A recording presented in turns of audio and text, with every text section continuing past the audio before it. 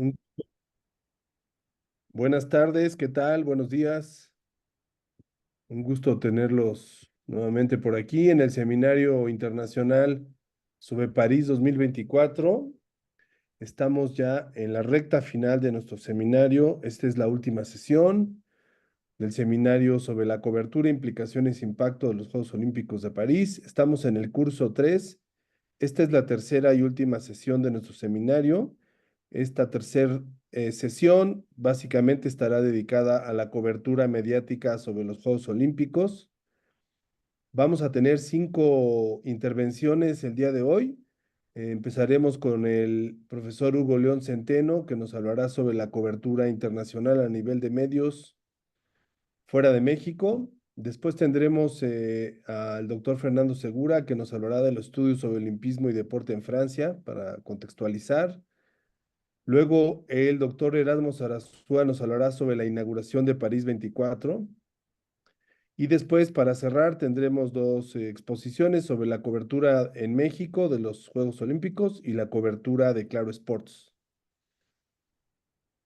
Así que bueno, nos da mucho gusto estar ya en esta última sesión, después de estos 3 meses de compartir y de aprender sobre el ancho y vasto y profundo campo de los estudios olímpicos. Hemos tenido a lo largo de estas sesiones, eh, pues, muchas ópticas diferentes para comprender a los juegos. Creo que nos sirvió tener todos los antecedentes que hemos tenido aquí en el seminario para acumular perspectivas que nos permitan comprender la densidad de todo lo que implica unos Juegos Olímpicos. Queda claro que los Juegos Olímpicos es pues el evento más importante a nivel del deporte. No hay nada que se le empareje ni nada que se le compare por la dimensión, por el tamaño, por el impacto, independientemente de que estos juegos ya están en una era digital donde el acceso a la información está fragmentado, algunos dirían pulverizado, pero a pesar de la fragmentación y dispersión de los contenidos por la digitalización, no hay contenido mediático que se le acerque a los Juegos Olímpicos por todos los aspectos que involucran, ¿no? Ayer lo vimos en la inauguración. Vamos a tener todo el día de hoy para platicar sobre la inauguración. Hay muchos elementos, pero bueno, los aspectos artísticos, los aspectos históricos, obviamente el aspecto político, el aspecto cultural, el, el, el código de entretenimiento bajo el que se hacen las ceremonias, ¿no? Como la ceremonia de inauguración, con todo el protocolo que también implica por parte del Comité Olímpico Internacional y el gobierno anfitrión, en fin, hay muchas cosas en medio, las protestas, ¿no? Palestinos, las críticas a Israel, en fin, todo lo que implica unos Juegos Olímpicos. Creo que el día de ayer, 26 de julio, se pudo ver con claridad toda esa profundidad de capas, una tras otra, de significación, de interpretación, de análisis, ¿no? Sin dejar de lado el deporte, ¿no? Lo que ya estamos viendo desde el miércoles, las competencias, algunas con retrasos, con pugnas ahí por descalificaciones, con salidas abruptas de atletas que tuvieron que salir antes de empezar, en fin, muchos atropellan, muchos, pues no sé si llamarle errores, ¿qué le diríamos? ¿Errores? Pues, digamos que detalles Intento de logísticos, sabotaje, ¿no? El intento de sabotaje a los trenes, ese. todo este tema, la lluvia ayer, en fin, interesante como siempre. Así que bueno, nos da mucho gusto, les damos la bienvenida, les agradecemos. Estimado Hugo, ¿te parece cuánto tiempo te gustas tomar para tu exposición, para irle calculando? Yo cité a Fernando a las 12, pero igual y se conecta un poco antes. A mí me llevará como media hora más o menos, Ah, calculé, bueno, por vale. el número. Podemos ahí aprovechar después de la media hora, si les parece, para hacer un diálogo sobre la inauguración, ¿no? Sobre Sí. impresiones. Ujú, O claro. empezamos con eso, como quieran. No, vamos, si quieres paso y después el tiempo que sobre mientras se conecta él, Ajá, lo, vale. lo discutimos. Sale, entonces dejo de compartir mi pantalla para ir a tu exposición.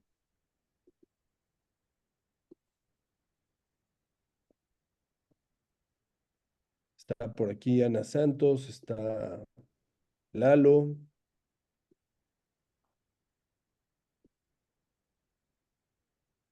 Así que vamos a escuchar al profesor Hugo Centeno del Departamento de Humanidades de la Ibero de Puebla.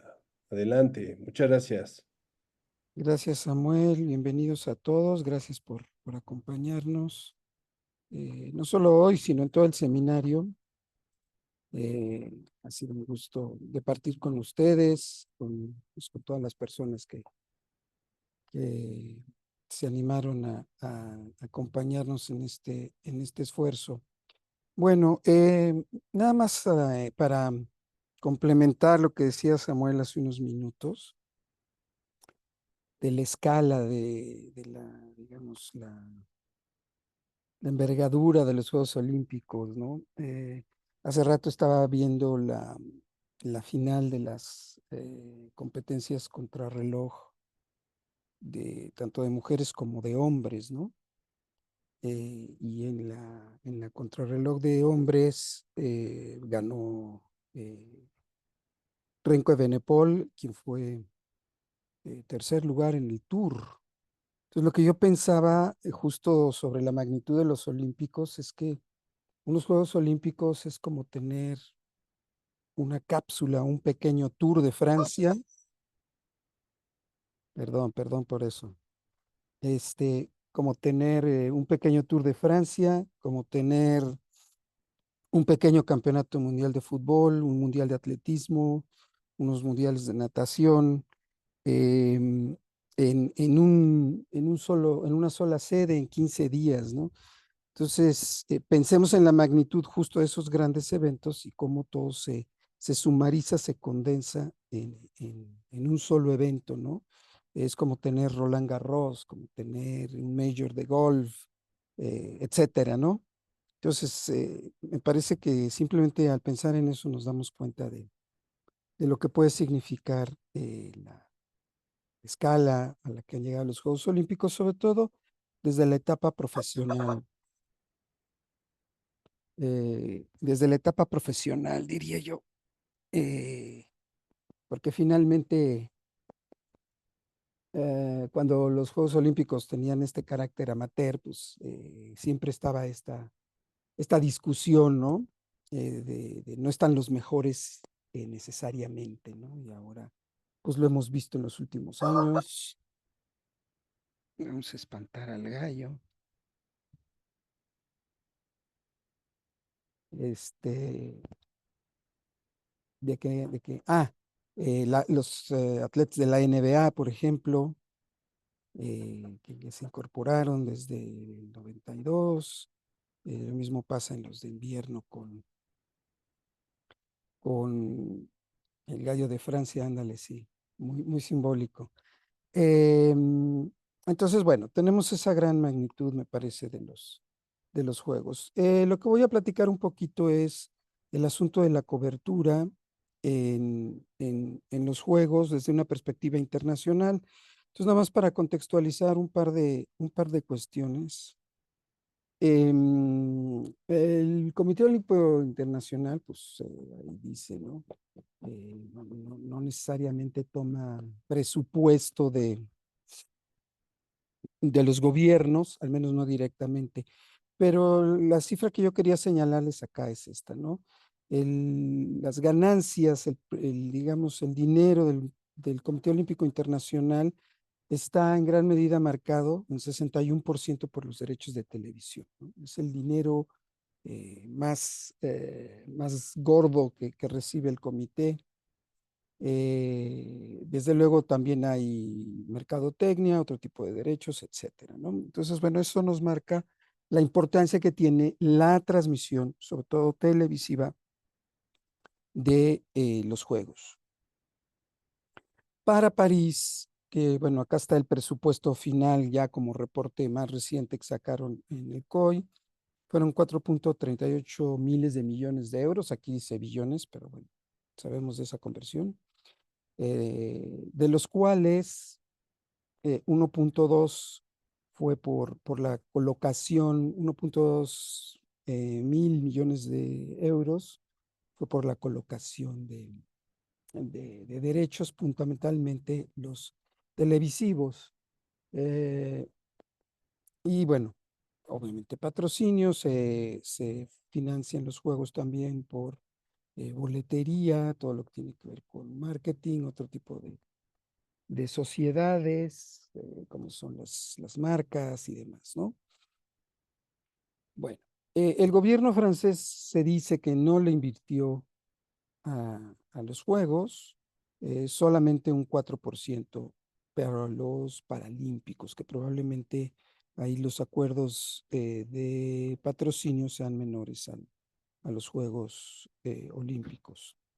Bueno, esto es simplemente para darnos cuenta como el tamaño del negocio, ¿no? Y el tamaño de la importancia que tiene. Eh, y en el caso particular de lo que vamos a platicar hoy, durante un ratito, es el peso que tiene la cadena norteamericana NBC en esto. Que, por ejemplo, de estos 61%, eh, la NBC aporta pues prácticamente la mitad. Es decir, los estadounidenses, por ser también un mercado televisivo muy grande, y son los que aportan más en este sentido. Bueno, vamos entonces a hablar en efecto ya de cómo se reparten los derechos alrededor del mundo. Pues como decíamos, en Estados Unidos los derechos exclusivos los tiene NBC. En México, bueno, los tiene Televisa Univisión. Aquí se traslapa o se encima con lo que tiene América Móvil, que es Claro Sports, nuestro socio en este seminario. Entonces, en México, pues tenemos, en efecto, Televisa por un lado, que está asociado con Univisión y que eh, utilizará, ya nos platicarán más adelante, tanto Teleabierta como TUDN.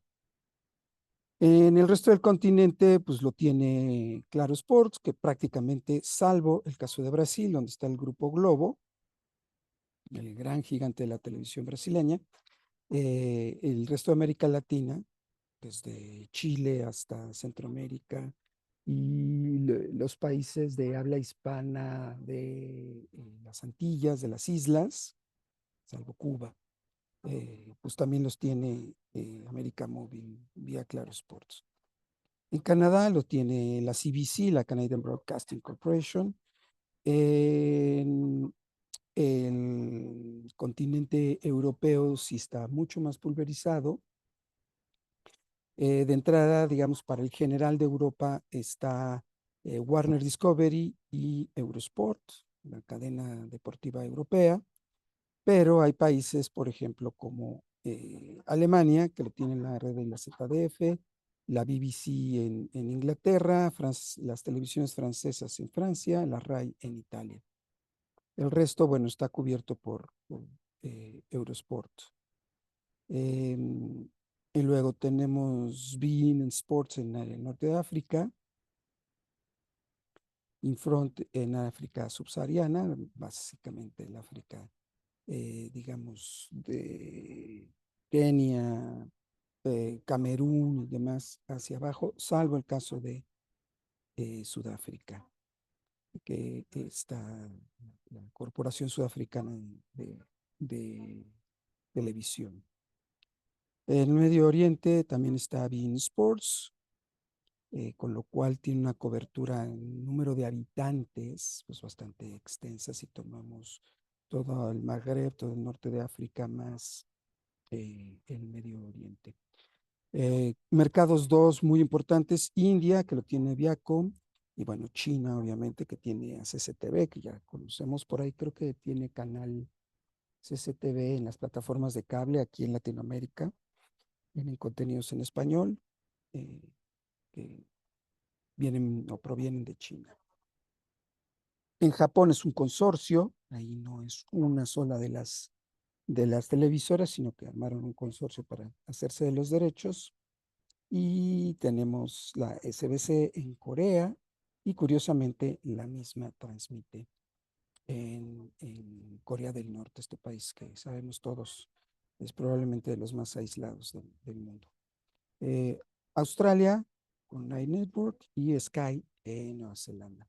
Y tenemos acá, por supuesto, el caso ruso, está, que está proscrito por el Comité Olímpico Internacional. Allí simplemente quiero imaginar todas las estrategias para piratearse señales que deben estar utilizando en Rusia para poder ver, porque finalmente pues, no hay una cadena que los cubra. Entonces, bueno, digamos, el ciudadano ruso promedio lo que tendrá que hacer pues, es buscar en Internet, probablemente con un VPN para zafar el bloqueo y pues, tratar de ver algo de los juegos. Entonces, bueno, también este mapa nos revela, pues finalmente, que los juegos son un negocio a nivel global, porque pues cada una de estas televisoras finalmente hace pagos al Comité Olímpico Internacional por estos derechos de televisión, y pues lo que tenemos es un gran negocio para el comité y luego para cada una de las televisoras en la medida en que puedan vender sus patrocinios. Bueno, así está más o menos el esquema global. En el caso de la NBC, que es donde me toca particularizar un poquito más, eh, bueno, la NBC tradicionalmente es la televisora que ha cubierto los Juegos para Estados Unidos, ha hecho cobertura de 18 Juegos Olímpicos, tiene bastante expertise. En algunas ediciones perdió los derechos, los tenía ABC, pero desde 1988 ellos los han tenido en exclusiva. Ellos, bueno, iniciaron transmitiendo, acuérdense que las tres grandes cadenas, la CBS, la ABC y la NBC, comenzaron siendo cadenas radiofónicas. Y después, bueno, cuando se inventó y se consolidó la televisión, pasaron a ser también cadenas televisivas. Entonces, la cobertura de NBC data en radio desde los Juegos de Berlín en el 36 y en términos televisivos data del 64. Ahora, la cobertura pues, ha evolucionado muchísimo. En Estados Unidos es diferente la cobertura a la que probablemente nosotros conocemos acá en México. Ahorita voy a hablar de eso 2 puntos más adelante. Antes quería nada más ponerles la cifra de pago de derechos, que son 7.75 billones o 7.7 mil millones de dólares que paga la NBC por la cobertura, no de unos juegos, sino el contrato que ahorita tiene con Nicole, es por los juegos de 2016 a 2032, es decir, desde Río hasta Brisbane. Eso quiere decir que NBC, al menos en el actual contrato, pues, tendrá que cerrar París ahora y después se quedará todavía con Los Ángeles, que es donde será un gran negocio. Prácticamente hay estimados que solamente con la cobertura en Estados Unidos de los Juegos de Los Ángeles se va a recuperar la inversión de NBC, más allá de que pueda haber muchísimas más ganancias. Y bueno, esto se va a extender hasta los Juegos de 2032, que son los últimos, no es cierto, son los últimos de verano que tenemos asignados. En la semana ya se hizo la asignación para los Juegos de Invierno, yo estoy seguro que vieron la noticia, del 30 y del 34, ¿no? El 30 que serán igual en Francia, en los Alpes franceses, desde Niza hasta toda la región de los Alpes marítimos, y en 2034 los Juegos regresan otra vez a Estados Unidos, a Salt Lake City. Bueno, probablemente NBC cuando renueve, pues los primeros juegos del nuevo contrato serán los de Salt Lake City. Ok, a ver, les decía hace un momento, el tipo de cobertura que hace NBC en Estados Unidos, al menos tradicionalmente, esto ha ido variando, y esta vez en París será la primera vez que exploraran este nuevo tipo de cobertura, pero siempre era una cobertura muy amarrada al prime time. Ustedes saben que Estados Unidos tiene como mucho más estructurado este asunto de el prime time por un lado y el daytime por otro, ¿no? En términos de temporadas, del tipo de contenidos que se tienen, eh, en soap operas en la mañana, en talk shows y series por la noche, en el prime time, prime time. Entonces, la NBC muchísimas Oye, veces, estimado Hugo, dime. quizá para los que no son de comunicación explicar lo de prime time y estas categorías. Claro, a ver, el daytime es fundamentalmente los shows de mañana, los shows tanto noticieros como programas de revista que van seguidos de las telenovelas, ¿no? Las telenovelas, estas telenovelas que llevan 40 años al aire, algunas, no más. Days of Our Lives y Another World y todas estas llevan, hay algunas que vienen desde ser radionovelas y después se convirtieron en telenovelas. Se llevan toda la vida al aire. Pero bueno, eso es lo que cubre como el panorama matutino. Después de eso, al mediodía, lo que hay muchos son concursos, La Rueda de la Fortuna y Jeopardy y todas estas, como entretenimiento a partir de que van personas comunes y corrientes y ganan premios y demás. Y por la noche, bueno, obviamente insertado con noticias, pero normalmente el prime time que parte de las 8 de la noche, que es el horario de mayor audiencia, por eso se conoce como el prime time. Pues series, por muchos años estuvo dominado por las sitcoms o las comedias de situación, y hasta más tarde ya venían las series de drama, ¿no? Policíacas y demás. Y ya más tarde, después de las series y todo esto, ya entran los famosos talk shows, ¿no?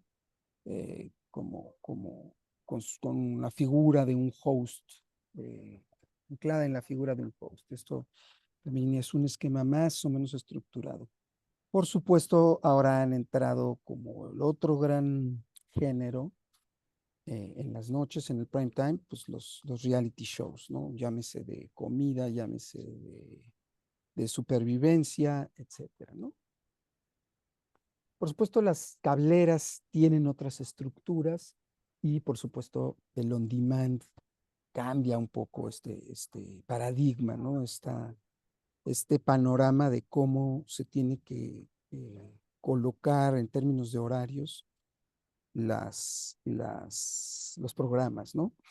Ahora, lo que hizo NBC mucho tiempo era que cuando los juegos eran en Europa o en Asia y la diferencia de horarios pues era clave, pues simplemente pasaba todo en diferido, preferían tener o creían que iban a tener más audiencia si pasaban, por dar un ejemplo, la final del hockey masculino en 1980, y además ahí es un granito para el deporte invernal estadounidense, pues lo pusieron diferido en el prime time, ¿no? Y muchas finales olímpicas que muchos de nosotros vimos en vivo, quizá en la madrugada, quizá temprano en la mañana, en Estados Unidos se veían en el prime time, por la noche, diferido. Probablemente esto era posible porque no se tenía necesariamente el acceso tan inmediato como ahora nosotros tenemos por las redes sociales y el Internet. Yo creo que era posible por eso. Ahora me parece que no funciona justo porque pues, cualquiera se puede enterar de un resultado simplemente con mirar su teléfono, ¿no?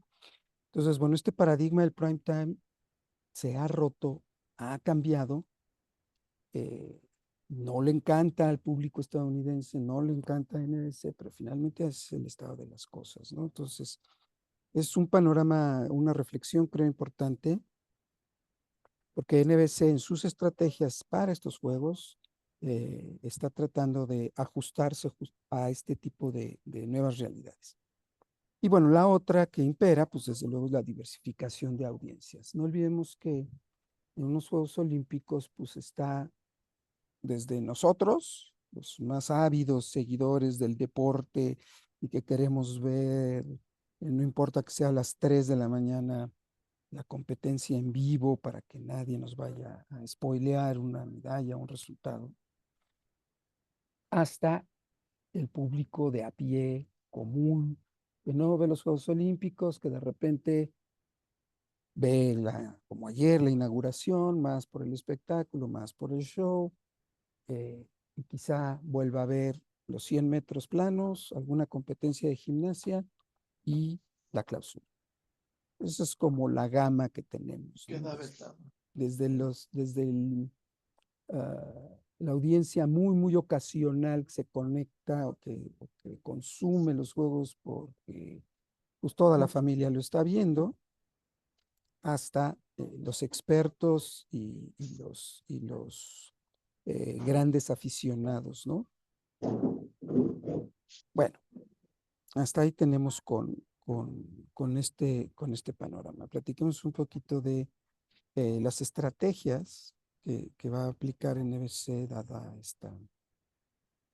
esta realidad. Bueno, ah, como pocas veces van a transmitir 9 horas diarias. Eso quiere decir que sí le van a entrar a la transmisión matutina. Porque bueno, finalmente la transmisión matutina en Estados Unidos implica la nocturna en París, son 6 horas de diferencia con el horario del este en Estados Unidos.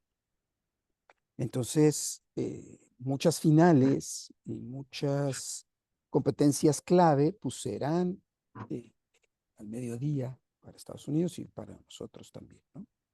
Entonces, bueno, esa es una de las estrategias que tendrán. Otra es el uso de Peacock. Peacock es esta plataforma de streaming que tiene NBC, que bueno, la lanzó como han hecho muchas otras televisoras, justamente para competir en este gran negocio que se está perfilando, se está consolidando, digamos, ¿no? Entonces, aquí Peacock no existe, no ha llegado a Latinoamérica, difícilmente llegará porque yo creo que ya está bastante saturado el mercado. Ahorita, pues nosotros teníamos primero Netflix, luego entró Amazon, luego entró HBO, luego entró Apple TV, ahora está Paramount TV, Universal TV y todos los que me digan, ¿no? El propio ViX, ¿no? Que tenemos con el grupo Televisa. Y bueno, yo veo difícil que otras plataformas que en Estados Unidos se lanzaron, como Hulu, por ejemplo, o en este caso Peacock, las tengamos. Pero bueno, finalmente ellos están pensando en su propio mercado, ¿no? Entonces, bueno, en Peacock van a transmitir 7,000 horas. Siguen estando abajo de lo que Claro nos mencionó, nos dijeron 9,000 horas nuestros amigos de Claro. Bueno, en Peacock son 7,000, que bueno, les alcanzará para transmitir, y eso es importante, los 329 eventos que otorgan medalla, al menos las finales, ¿no?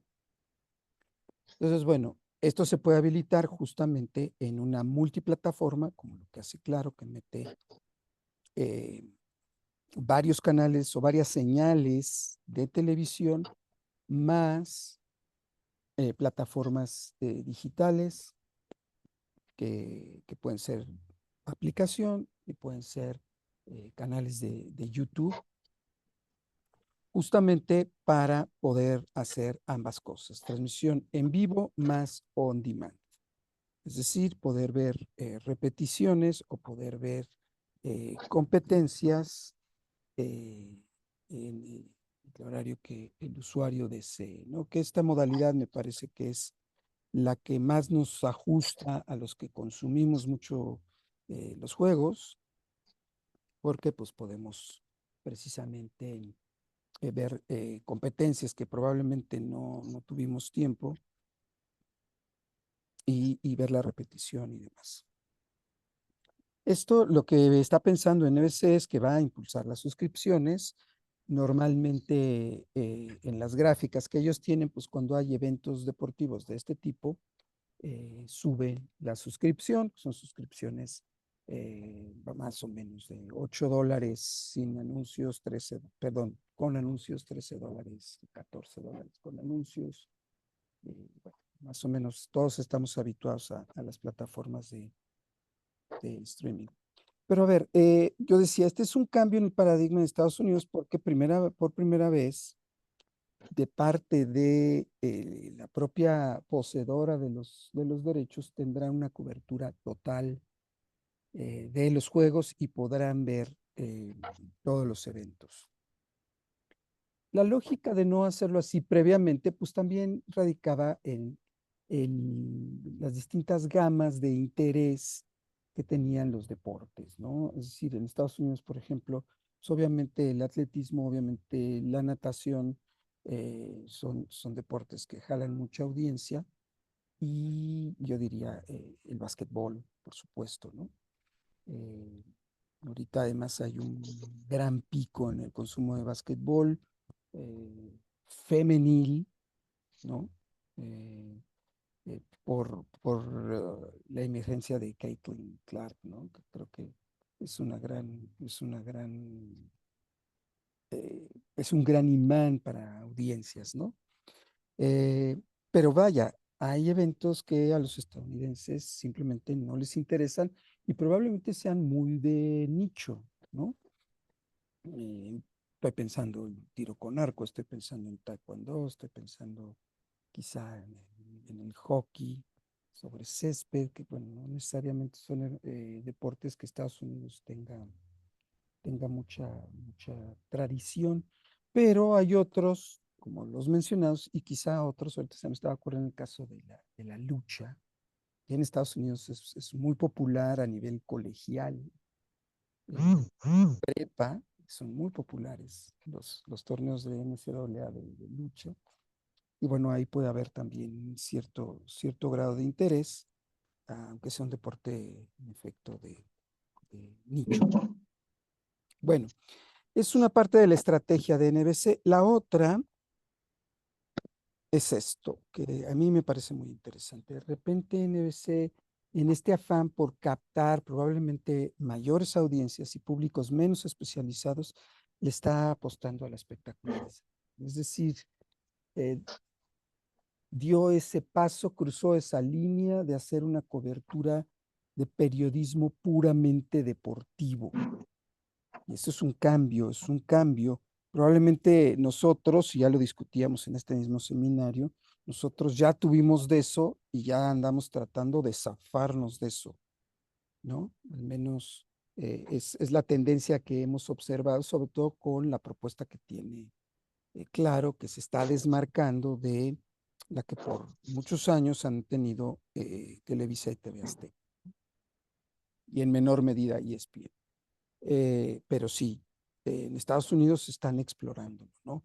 Unos botones de muestra que están acá. En la inauguración fue mucho amarrada con el Today Show, que es este programa de revista diario donde están en un silloncito sentados y platican de cocina y traen animales y traen invitados y se ve el señor ahí que se tira del paracaídas, un poco de todo. Pues ahora la inauguración más o menos se amarró a eso en el Today Show de NBC y además pues trajeron a una cantante, a Kelly Clarkson, a ser quien estuviera como encargada de la transmisión de la inauguración, junto con Peyton Manning y Mike Tirico. Mike Tirico es periodista deportivo. Peyton Manning pues, es un ex jugador de fútbol americano que lo trajeron pues, porque ha tenido un gran éxito. Probablemente ustedes lo hayan leído, lo sepan. Él y su hermano hacen como una transmisión ahí alterna del Monday Night Football de la NFL y Peyton Manning es una figura muy popular en Estados Unidos y además pues ha agarrado tablas y bueno, pues ahora ese gran paso fue traerlo a la inauguración de los Juegos Olímpicos. Las reseñas fueron mezcladas. Hubo quien le gustó, hubo quien criticó mucho, sobre todo a Kelly Clarkson, que es una cantante, Y de repente, pues bueno, esa es una apuesta de NBC que no necesariamente eh, era segura para que saliera bien, ¿no? Eh, Aquí en el caso nuestro, nosotros pues estamos súper cubiertos, ¿no? No sé cuál sea su opinión, pero a mí me parece, lleva 2 o quizá 3 inauguraciones, que Alberto Lati solito maneja el asunto. Y bueno, yo ayer sí lo escuchaba y sí decía, no creo que haya ningún otro periodista en México que pueda hacer lo que hace Lati. Nos puede caer mejor o peor, pero me parece que el bagaje cultural que tiene él es perfecto para una ceremonia de inauguración tan multicultural, tan multidisciplinaria, con tanta historia, con tanto arte presente, ¿no? Entonces no es fácil, no es fácil. Televisa y TV Azteca por años, pues probaron. Quien más o menos lo llevó por mucho tiempo, pues fue Ramón Fernández, ¿no? Pero bueno, no invadiré demasiado lo que van a hablar mis compañeros. En fin, y las otras estrategias que quería aquí puntualizarles es esto, ¿no? La presencia de Snoop Dogg, pues, un cantante muy, ¿cómo diríamos? Variopinto, que va a andar por las calles de París y va a hacer ahí como este contacto de una nota más de color y va a tratar, una lo que la propia NBC menciona es tratar de aprovechar el legado cultural y el legado turístico que tiene París, como para que ese sea el enganche para las nuevas audiencias. Me parece que eso es un plus que no solo tendrá NBC, sino tendrían todas las televisoras, Francia en general y París en particular, eh, es, son los lugares más visitados del mundo. Punto, desde siempre, ¿no? Francia es el país con más turismo del mundo. Entonces, evidentemente, pues está esta miríada de atractivos que vimos ayer en la inauguración, ¿no? Los lugares emblemáticos. Hoy, por ejemplo, esto de la ruta del ciclismo, pues pasó ahí donde está el Centro Pompidou, y terminó en uno de los puentes del Sena y demás, ¿no? Y esto lo vamos a ver bastante, este cierre en los emblemáticos puentes, ¿no? Tal como lo vimos ayer en la inauguración. Entonces, bueno, esa es una parte de la estrategia, traer a un cantante y Alex Cooper, que es ella tiene un podcast, ella es una podcastera, hace podcast de consejos y de reflexiones, hay como un poco de autoayuda y demás, pero ella va a participar no en NBC, sino en Pico, que en la plataforma, también en la elaboración de contenidos. Es decir, está NBC alejándose del periodismo. Y bueno, ya por último, pues en la ceremonia de clausura está anunciado pues, Jimmy Fallon. Bueno, quienes lo conocen, pues es uno de los anfitriones de los talk shows nocturnos, uno de los más populares, si no el más popular. Hay seguidores de todos, supongo, pero bueno, Fallon, desde luego, es uno de los más populares, ¿no? Y pues es otra vez, ¿no? Esta apuesta de traer no especialistas en deportes para tratar de incrementar la audiencia. Al final, esa es la idea. Vamos a ver, vamos a ver si esta curva de que en Estados Unidos están tratándose de ir hacia el espectáculo les resulta eh, o no, ¿no? En México ya tuvimos esa curva, tuvo pico interesante y ahora la tendencia es a regresar a la transmisión profesional de periodistas deportivos especializados. Vamos a ver hacia dónde se da. En NBC lo que es seguro es que Para ellos, París es un gran ensayo para lo que van a hacer en Los Ángeles.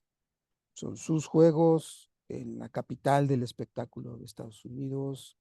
Esperemos cosas drásticas, arriesgadas y, por supuesto, un despliegue enorme, enorme, porque además, pues evidentemente, ahí hay más control de los horarios, hay más control o más incidencia en el comité organizador y donde se programen las ceremonias, donde se programen, por donde pasen las rutas y demás.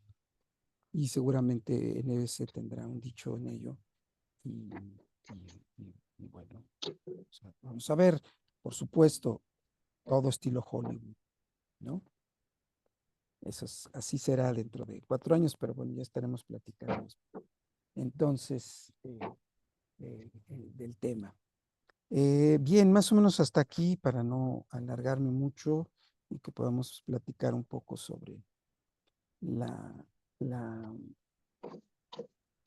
la ceremonia de inauguración y pues también, obviamente, escuchar sus comentarios, sus preguntas sobre esto. Claro que sí, gracias Hugo. Muy buen panorama para pensar el caso de NBC que tiene muchísimo. Esto que anotas es interesante, cómo, bueno, es que la pulverización de las o fragmentación de las audiencias, pues es a nivel mundial, ¿no? Claro, Y la NBC, pues, con toda su tradición, tiene que ceder. ajustarse. Ujú, Por ejemplo, yo veo cómo han venido abajo MTV, cómo ha venido abajo ESPN. ujú, Las televisoras especializadas, temáticas, se han venido abajo porque pues ya para qué ves Golf TV o NFL TV si tienes todo en redes sociales. claro. ¿Para qué ves Fórmula Uno si tienes no? No sé en el caso del béisbol porque hay un mercado grande en Estados Unidos, pero el resto sí la veo muy complicada y pues sí, tienen que irse al entretenimiento. ¿Sabes qué es Pues lo que sale, abrimos el micrófono, tenemos ahorita unos ratitos, poco más sí? de 20 minutos para platicar de la inauguración, sus impresiones, sus lecturas, qué les gustó, qué no les gustó. A ver, Israel, venga. Hola, buenos días. Muchas gracias. Muy interesante también lo que nos comparte Hugo. Y ahorita conforme lo estaba escuchando me acordé de la cobertura del 2012 de Londres. La diferencia que había, recuerdo un programa de ESPN donde tenían, creo, a José Ramón y a Jacobo Zabludovsky, que tenía como un tinte un poquito como más cultural o de conocer Ujú. pues las características del lugar, ¿no? De Londres e Inglaterra. Y me acuerdo que los canales precisamente de televisión abierta le daban una visión pues más humorística, como bien mencionan, y que pues sentí en esa ocasión mucho el contraste de cuál había sido el enfoque de ESPN en ese momento y cuál era el enfoque que tenían en la televisión abierta. Y sumado a eso, pues sí, ha sido mi experiencia como consumidor, sobre todo, pues sí, a partir del 2012 más o menos, que yo cuando era más joven veía los programas pues para ver resúmenes, análisis y demás, y parece ahora que más bien estoy viendo más un programa de comedia que de deportes realmente, ¿no? Claro, claro. Y bueno, lo platicamos acá en otra sesión del seminario, ¿no? Pero no es lo mismo, perdón por las alusiones, ¿no? Facundo y el compayito no es lo mismo que Andrés Bustamante, ¿no? O sea, sí hay una diferencia. O sea, ese esquema te funciona si tienes a Bustamante, ¿no? Y de repente sí vemos hay unos cómicos, pues, ¿qué les puedo yo decir, ¿no? Infumables ahora, ¿no? Entonces, me parece que parte del declive de ese modelo también tiene que ver con que, pues, bueno, quizá Bustamante fue un garbanzo de a libra. Entonces, en fin, yo creo que la apuesta de la profundidad y el análisis en el periodismo deportivo es la respuesta ante lo que decía Samuel. Pues, todos podemos agarrar tu Twitter o tus redes o tu YouTube y ver las cosas, ¿no? Entonces, la diferencia es la calidad en la cobertura, calidad en términos analíticos y demás, ¿no? Claro, hay público para todo, hay público para todo, ¿no? Pero eh, pues vamos a ver qué resulta, vamos a ver qué resulta, porque yo creo que también las audiencias maduran, ¿no? También las audiencias maduran.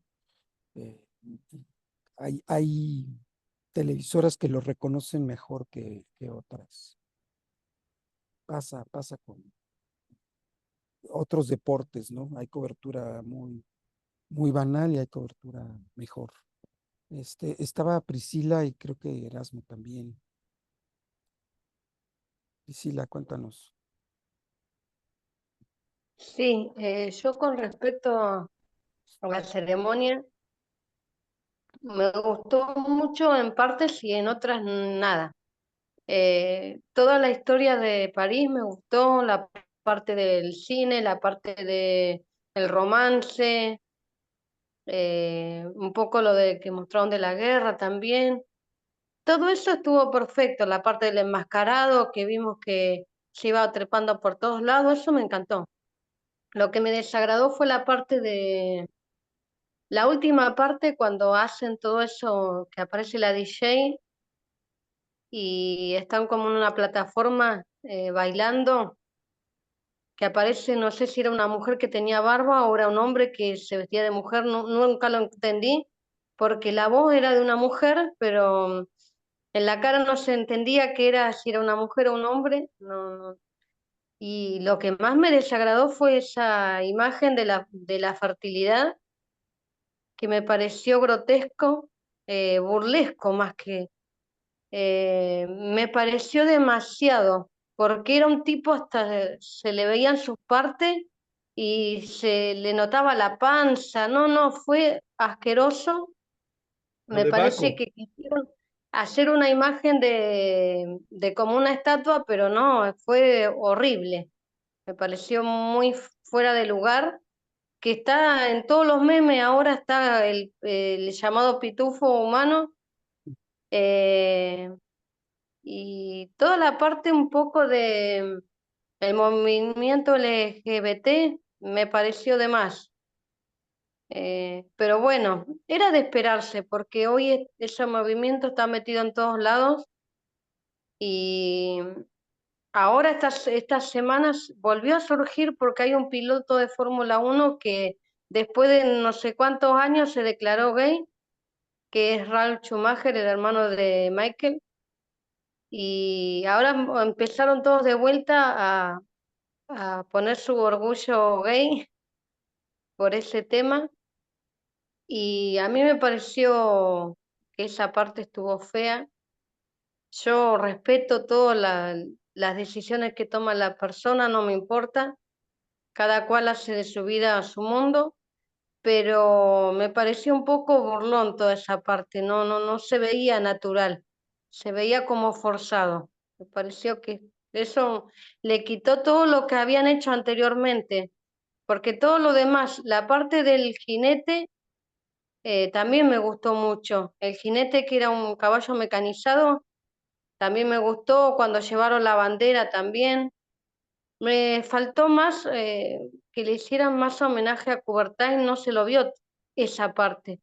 Me parece que tendrían que haber hecho un poco más de homenaje a la parte del olimpismo moderno y no tanto a la generación nueva, que para eso están los Juegos de la Juventud, me parece a mí.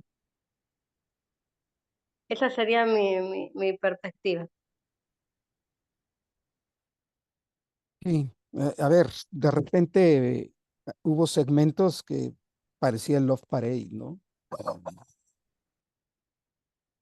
Y bueno, ¿dónde están los límites en una ceremonia de inauguración?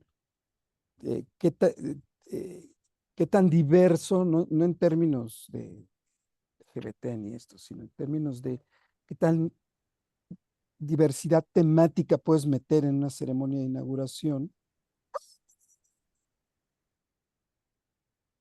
Y eso te lleva a perder foco, creo yo. Pero bueno, Erasmo ya nos dirá más cuando platique, pero ahí lo tienes la mano levantada, Erasmo. Sí, en cuanto a las coberturas, tú lo decías, ¿no? Hay como un mercado natural. En el caso de México, estoy notando que en los primeros días de transmisión de las actividades hubo rugby, hubo fútbol, varonil y femenil, y pues la televisora se encarga de solamente mostrar el fútbol varonil, ¿no? ¿Por qué? Y volvemos al mismo punto, ¿no? ¿Es la televisora la que marca qué va a ver la audiencia o es la audiencia la que realmente demanda solamente ver fútbol varonil?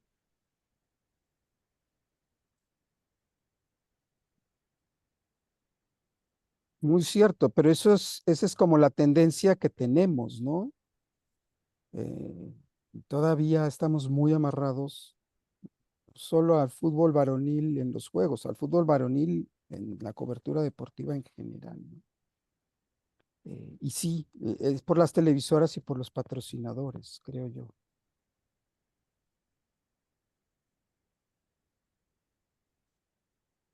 Pero bueno, el punto es que en efecto las audiencias, lo que las redes sociales nos han traído es justo eso, la capacidad de tomar la decisión de qué queremos ver y qué deporte queremos ver. Y si queremos ver el rugby femenil, pues vemos el rugby femenil, punto. A mí eso me parece que de repente las televisoras abiertas no lo han necesariamente comprendido, ¿no? Yo recuerdo Barcelona 92 y no había transmisión en vivo, ¿no? O Seúl 88 era raro ver la transmisión en vivo. Generalmente te pasaban en ciertos horarios las competencias, pero había como esa tendencia del resumen general. Ujú. Te pasaban todo, ¿no? Sí, Toda claro. la- Aunque en México no se juegue badminton, pues te pasaban badminton, ¿no? Y ahora, como tú lo dices, ¿no? Sí está muy marcado y a los que queremos ver otras cosas o queremos ver la multiplataforma, por así decirlo, pues tenemos que consumirlo. Afortunadamente en México es gratuito, te metes a internet y lo puedes ver, pero entonces ahora venimos a una situación de clase social, ¿no? Tengo que tener internet, tengo que tener cierto tipo de banda, tengo que pagar, tengo que tener ciertos referentes culturales y si soy un chico, una chica de secundaria, de primaria, que no tiene muchos recursos económicos, pues me tengo que aguantar lo que la televisora me va a permitir ver, ¿no? Y bueno, yo lanzo otra reflexión, que es muy personal, pero ahí la dejo, ¿no? El otro gran criterio para seleccionar, o que tienen las televisoras para seleccionar qué pasan y no, pues evidentemente es los deportes donde participan mexicanos. Dada la calidad y los resultados del deporte en México en los últimos juegos, en juegos recientes, de repente no les alcanza, ¿no? Entonces de repente prefieren pasar una repetición de un boxeador que lo eliminaron, no sé qué, a quizá pasar un evento de medalla donde a lo mejor no hay mexicanos, podría haber un latinoamericano y demás. Yo no me compro ese asunto del nacionalismo, pero es una postura personal, insisto, ¿no? Yo prefiero ver deporte de más calidad, aunque sea con exponentes de otros países, que ver algún mexicano que probablemente tenga una participación marginal en algún deporte. Pero bueno, es otro debate.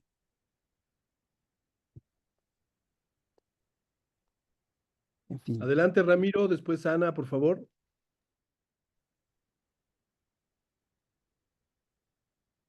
Gracias, saludos a todos.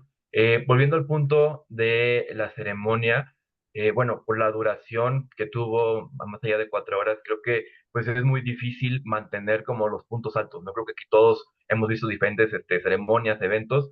Eh, Creo que todo el mundo tendrá sus partes favoritas, sus partes menos favoritas. Si te gusta mucho la literatura, creo que la parte donde estaban las tres personas en la biblioteca, con los libros, las referencias, es hermosa. Luego también está la parte disruptiva. Hay de todo un poco, ¿no? Pero es muy difícil como mantener todo arriba, ¿no? Es como si el cuerpo siempre estuviera en alerta, es imposible, ¿no?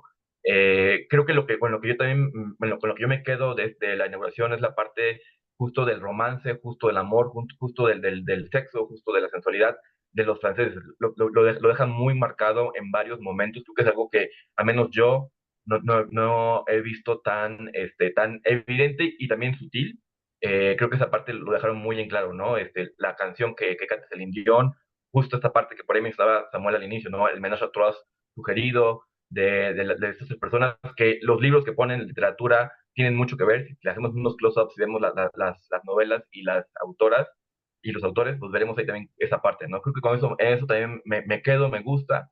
Y bueno, otro tema también televisivo, pues el tema de al ser un espectáculo en vivo y al ser abierto, pues pasó lo que vimos, ¿no? La lluvia, eso ya fue algo que no tenía control, pero que también lo hace diferente, ¿no? Creo que justo será como unos juegos totalmente diferentes a los demás, por justo que ya lo que hemos comentado y esto que vimos, ¿no? Muy disfrutable, como por ahí decían, pues sí, muy francés, es la carta para el mundo, y también destacó esta parte de cuando muestran la bandera de la Unión Europea, ¿no?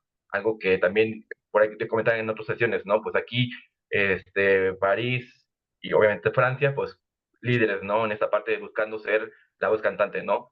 Si bien recordamos los Juegos de Londres 2012, ¿qué pasó después? No, pues el Brexit, ¿no? Por ejemplo, ¿no? Y ahora, pues, París y Francia dicen, bueno, aquí estamos nosotros, ¿no? A través del deporte, la cultura, literatura, cine, hubo de todo.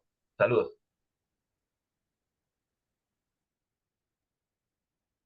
Gracias, Ramiro. Sí, lo Gracias. del actor, no recuerdo el nombre del actor que inicia la narrativa de la inauguración el actor de Amélie, el que tiene el brazo recortado, el muñón del lado izquierdo o derecho, no recuerdo. Es un buen ejemplo de lo que es la cultura de los franceses desclasados, ¿no? Lo que representa él como con su origen, pues no directamente francés. Ahí ya no sé si Fernando lo recuerde ahorita que le toque a él exponer.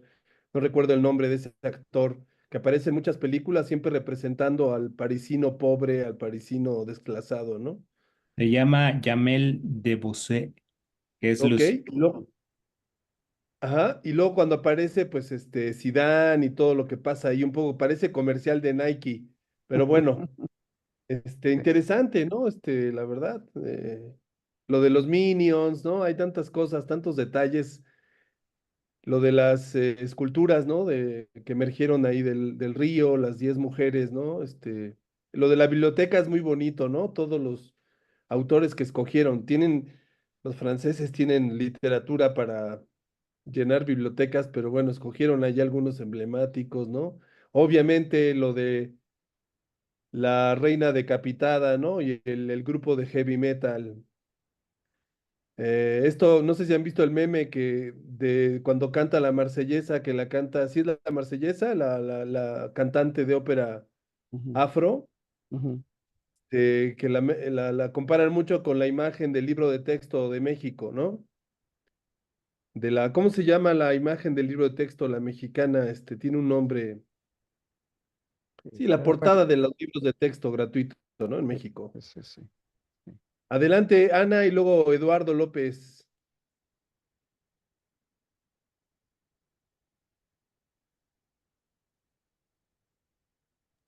Ay, perdón, no podría abrir el micrófono. Sí, siguiendo esta cuestión de la inauguración, sí, a mí igual hay cosas que sí, que no, o que a lo mejor no entendí.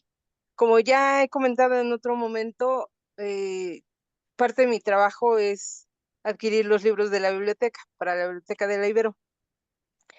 Y entonces ahí no puedo seleccionar lo que yo quiero, sino que hay temas que no les entiendo mucho, como esta cultura del drag, ¿no? Que no le entiendo mucho, pero que sin embargo la comunidad pide. Y entonces la biblioteca tiene que dar los textos que la comunidad pide. Y eso es lo que creo que ocurrió ayer en la inauguración, abrir los escenarios para una perspectiva amplia. A mí no me gustó mucho porque yo soy más clásica, ¿no? Definitivamente todo lo de la literatura, la historia, todo eso me pareció muy bien, pero yo pondría nada más la cuestión en que el escenario en general es como que pertenece muy a la época de la posmodernidad, ¿no? Donde un día vemos y al otro día ya no vemos nada. O sea, de pronto está y de pronto ya no está, ¿no? Me parece como escenarios, este, pues muy artificiales, muy artificiales. Y entonces, de pronto fugaces también, ¿no? Entonces, o sea, que ojalá quedaran en la memoria este tema de las mujeres que han hecho historia en Francia, ¿no? La cuestión de la literatura y los museos, ¿no? Los escenarios, las tomas en los museos y la Bastilla, que son muy, o sea, toda la historia de Francia, y que no se diluyera. Ese sería como mi anhelo cada vez que vemos una inauguración de este tipo, en donde, como digo, el escenario parece de pronto como que se diluyera. Y bueno, yo creo que eso es como lo que veremos en las próximas Olimpiadas. Creo que son esos escenarios que se desinflan, ¿no? Que, bueno, esa es mi perspectiva, que, que, eh, que son temas de pronto también como temporales. No sé cuántas veces o cuántas veces, en cuántas inauguraciones más veremos estos escenarios como el de la última cena, estas representaciones, no lo sé. Y entonces la cuestión es que la diversidad se convierte en un tema, pues más bien comercial, ¿no? Más que espectacular. Justo el tema del mega espectáculo, ¿no? O sea, se convierte en eso y no o el deseo es que trascendiera al respeto de las minorías, sea cual sea esta, ¿no? Entonces, esa es mi impresión de la inauguración, así que digamos, mucho como, bueno, a mí me gusta, ya dije lo clásico, me gustan los orientales también, mucho no me gustó, pero hay escenarios que se rescatan, este, ¿no? Que son muy buenos. Gracias. De acuerdo, está también, sí, lo de Los Miserables, ¿no? Ahí el guiño que hacen con eso, y sí, pues todos los edificios históricos, ¿no? Al fin y al cabo, creo que fue gran idea haber tomado toda esa zona de París para hacerlo escenario. E interesante, pues, o sea, el propio río, ¿no? Al haber tomado el río como escenario, como pista, ¿no? Para el desfile. Algunos dicen que como peregrinación a la Virgen del Carmen, a la Virgen de, ¿cómo se llama la Virgen de Acapulco del Mar? ¿Sí es la Virgen del Carmen? Me estoy equivocando, no sé. En fin, interesante toda esa parte. Adelante, Lalo. Gracias, Samuel. Buenos días a todos. Sí, además del tono inclusivo y de diversidad sexual que tuvo muy evidentemente la ceremonia, también quería apuntar que también tuvo un tono muy europeísta, y esto es muy interesante en el contexto eh, geopolítico europeo actualmente, ¿no? Porque hubo un segmento muy importante y muy largo em, en el que se tomó el europeísmo a partir de esta sección, esta secuencia de pistas de Eurotrans de los años 90, que se inició con iluminando la Torre Eiffel de azul, que es el color de la bandera de la Unión Europea. Luego la pista de baile en la que estaban bailando en la que estuvieron los bailarines sobre el Sena incluso. También se iluminó de azul y también mostró a la misma bandera de la Unión Europea. Y esto en el contexto pues, de la guerra de Rusia y Ucrania, en el contexto de la amenaza de Rusia hacia la Unión Europea, en el contexto de la extrema derecha tomando el poder en varios países de la misma Unión Europea, como Hungría, como Polonia, acercándose peligrosamente a tomar el poder en Francia, y una extrema derecha que es antieuropeísta, ¿no? En un gobierno como el de Macron, que es muy proeuropeísta. Entonces fue como un statement, ¿no? Como un alegato a favor de esa Europa que ahora mismo la administración de Macron intenta defender, ¿no? Ante los embates de Rusia y de la extrema derecha, tanto en Francia como en otros países de Europa, ¿no? Y finalmente apuntar que en cuanto a los homenajes a la cultura francesa y los guiños, el mismo pebetero también es un guiño a la cultura francesa, no solamente porque el globo aerostático es una invención francesa también, sino es un guiño también directo a Julio Verne, ¿no? Que es uno de los grandes escritores de ciencia ficción de la historia. Y también es asimismo, pues, no solamente un guiño a la cultura francesa, sino también a la literatura y también a este gran personaje histórico, ¿no? Así también lo veo. Sí, lo del homenaje a Méliès, ¿no?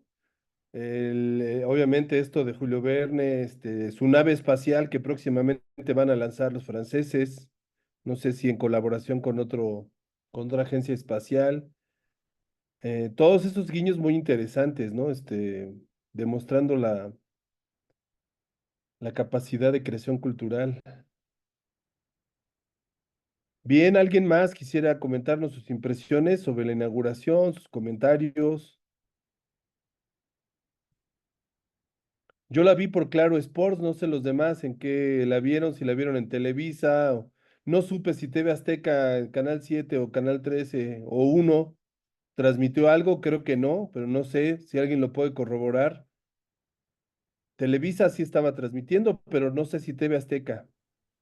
No, Azteca no ¿Alguien sabe? transmitió. Azteca ya no tiene, creo, cesión de derechos. Y la Pues de anunciaron, Televisa medio chafa. sí, anunció TV Azteca Deportes, anunció hace varios meses, había comprado el mismo paquete que Televisa de 200 horas de transmisión, pero creo que no tienen señal, ¿verdad? Al final se les cayó, no sé qué habrá pasado. No, no hubo transmisión de Rosique, que es el especialista de Juegos Olímpicos, junto con, ¿cómo se llama el otro, el de básquetbol, el otro narrador? Bueno, los de TV Azteca se quedaron sin juegos entonces.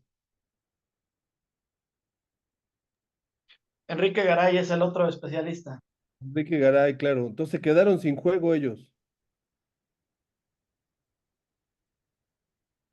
Porque, bueno, la jugada que hizo Alberto Lati de salirse de Fox para irse a Claro con la promesa de los Juegos Olímpicos, pues creo que le salió muy bien.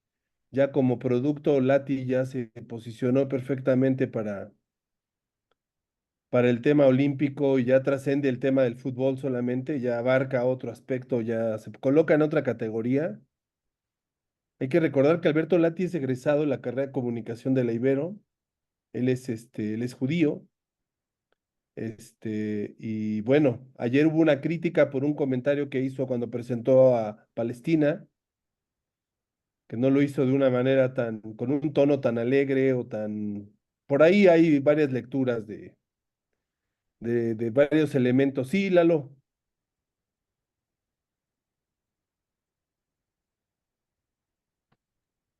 No, nada, No no, no sé. he bajado. Ok, ok, ok. Vale, pues, ¿quieres comentar algo más, Hugo? Ya para salir.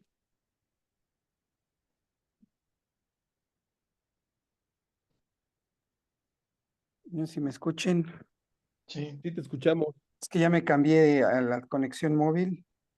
Eh, pues nada, yo nada más agregaría que en las últimas ceremonias se ha puesto mucho más énfasis en el legado cultural. Ahí me parece que es muy evidente este alcance de mostrar no solo uno, sino todos o la mayoría de los legados que tienen los países. Entonces, creo que ha habido ceremonias que lo han hecho de manera más acertada y otras han sido más polémicas. Yo creo que esta nos vamos a quedar con el lado polémico, pero desde luego el legado francés, al menos desde la revolución, pues hicieron hacerlo patente. No estoy seguro si dejaron algo fuera, pero bueno, por ahí quedará abierta la discusión. Lo que sí, y eso, bueno, ya lo platicará Erasmo, es que siempre es una muestra no solo del poder real, como decían ahora, el poder que tiene Francia en la Unión Europea, sino también del soft power, ¿no? El poder cultural, el poder intangible que tienen los países. Y Francia ahí, pues desde luego, ocupa un lugar preponderante. Así es, Hugo. Pues muchas gracias por esta exposición. Si te parece, entonces vamos a cerrar la grabación. La puede, bueno, sí. Sí, está Voy bien. a cerrar esta, voy a grabar una por una para que se graben 5 archivos, ¿vale? Ok, de acuerdo.